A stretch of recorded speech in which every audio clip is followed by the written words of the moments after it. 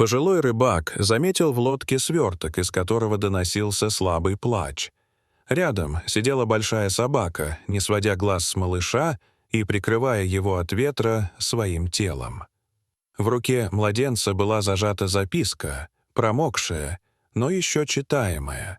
Прочитав ее, старик не смог сдержать слез. Дорогие зрители, прежде чем мы продолжим, напишите в комментариях, где вы находитесь. Нам правда любопытно прочитать, из какого вы города. Приятного просмотра!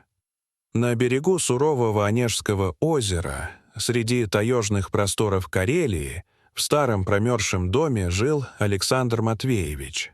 Одинокий рыбак, человек с загрубевшими руками и взглядом, повидавшим немало, он был словно часть этих мест, такой же крепкий, угрюмый и честный. Каждое утро он выходил на озеро до рассвета, проверял сети, чинил мотор на своей лодке и молча смотрел на горизонт. Его жизнь шла по кругу, без неожиданностей, до того утра, когда все изменилось. Когда Александр добрался до своей лодки, что-то заставило его замереть. Под старым потрепанным одеялом лежал младенец, краснощекий, дрожащий, с заплаканными глазами. А рядом старая собака, изможденная, с мутным взглядом, но полная решимости охранять ребенка. Старик завернул малыша в свою куртку и прижал к груди, стараясь не думать о том, насколько тот был холоден. Грудь ребенка дрожала, дыхание было прерывистым, но живым. Сердце старика сжалось от нахлынувших чувств, тревоги, боли, но и неожиданной, давно забытой нежности. Пес тихо скулил, не делая ни одного лишнего движения, словно чувствовал важность момента, словно знал — здесь решается их судьба. Александр оглядел лодку в поисках хоть какого-то ответа. Его взгляд упал на скомканный клочок бумаги, почти скрытый под рыбацкой сеткой. Он осторожно достал его. Это была короткая записка, написанная торопливо, с пятнами от слез или влаги. «Пожалуйста, позаботьтесь о них. Они — все, что у меня осталось». Буквы дрожали, последние слова были едва читаемы. Александр сжал лист в руке, словно пытаясь почувствовать боль того, кто его писал. В этот миг он понял — перед ним не случайность, это было доверие. Вернувшись в дом, он развел печь, стараясь поскорее наполнить жилище теплом. Сквозняки гуляли по полу, ветер выл в трубе, но в центре комнаты начал оживать островок жизни. Огонь в печи и закутанный в одеяло ребенок на старом диване. Александр достал из шкафа банку с сухим молоком, давно оставшуюся с тех времен, когда внуки навещали. Он бережно развел смесь в теплой воде, проверил на запястье температуру и осторожно поднес бутылочку к губам малыша. Ребенок вздрогнул, сначала неуверенно, потом жадно начал пить, будто в этом глотке было все его прошлое, настоящее и будущее. Александр сидел рядом, затаив дыхание, пока крошечное существо у него на руках насыщалось и, наконец, слабо засыпало.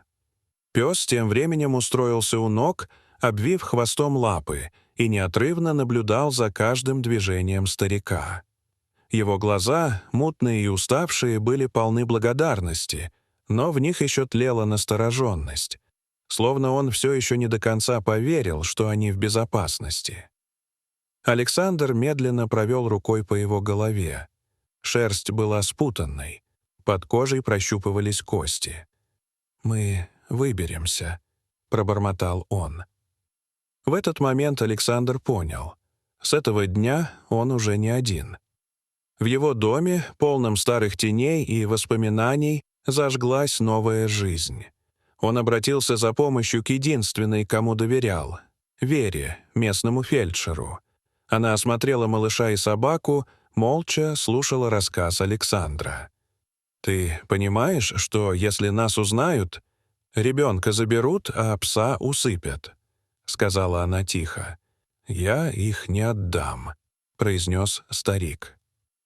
Они скрывали малыша несколько дней. Александр укреплял дом, прятал окна, сжигал мусор ночью, чтобы никто не видел. Но однажды, возвращаясь от Веры, он столкнулся с Сергеем Андреевым, участковым. Тот подозрительно косился на санки с сетями. Александр понял — времени мало. Они с Верой нашли способ увести ребенка к Илье Михайлову, бывшему следователю, живущему в глухом поселке южнее. Он когда-то вел дело о пропавшей женщине, Анастасии Кузнецовой, и был уверен, за ее исчезновением стоит местный олигарх Громов, желавший захватить землю ее семьи. Путь через зимний лес был адом. Александр шел, превозмогая боль с ребенком и собакой. В доме Ильи они нашли приют. Там же Александр показал найденную в лодке записку и старое одеяло с вышивкой «АК». Илья собрал доказательства, нашел свидетелей, и вскоре история вышла наружу. Но Громов не дремал. В деревню пришли его люди. Александр отвлек преследователей, позволив Вере и Илье увести малыша и собаку. Его схватили. Били. Пытались заставить молчаливого старика говорить. Он молчал. Но благодаря усилиям Ильи и Веры история дошла до независимых журналистов, которые, рискуя карьерой, начали публиковать материалы о деле Кузнецовых. Волна возмущения прокатилась по стране. Общество взорвалось. В новостях обсуждали исчезновение семьи, давление на следствие, коррупцию. Начались проверки, последовали громкие увольнения. Громов попал под следствие, а Сергей Андреев был не только отстранен от службы, но и допрошен как пособник в сокрытии преступлений. Александр же, лежа в районной больнице с множественными переломами, медленно угасал. Он почти не говорил, но каждый день ждал Веру. Она приходила к нему с новостями, держала его за руку, рассказывала, как малыш уже улыбается, как собака снова начала есть и понемногу приходить в себя. Его глаза светились тихой радостью и гордостью. Он чувствовал, что все было не зря. Однажды она принесла ему свидетельство о рождении ребенка, теперь официально признанного, Данила Алексеевича Кузнецова.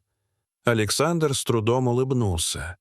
«Мой мальчик», — прошептал он. Эти слова стали его последними. Его похоронили на берегу Онежского озера. Данила рос в любви и заботе. Вера стала ему матерью, наставницей и опорой. Она рассказывала ему о доброте, справедливости, о силе правды, которую невозможно уничтожить. Когда Данила вырос, он остался в поселке. Отказался от соблазна уехать в город, сказав однажды: «Здесь мои корни, здесь родина». Он стал учителем в местной школе, передавая детям не только знания, но и ценности, которые заложил в него Александр: честность, сострадание, решимость защищать слабого. Каждый год в День памяти Александра Данила приходил к озеру. Он приносил цветы, клал их у могилы и долго сидел в тишине. И в конце, когда уходил, всегда тихо шептал: «Спасибо». Дорогие зрители, что вы думаете об этой истории? Расскажите, пожалуйста, в комментариях. А если вам понравилось это видео, то ставьте лайк и подписывайтесь на наш канал. До свидания.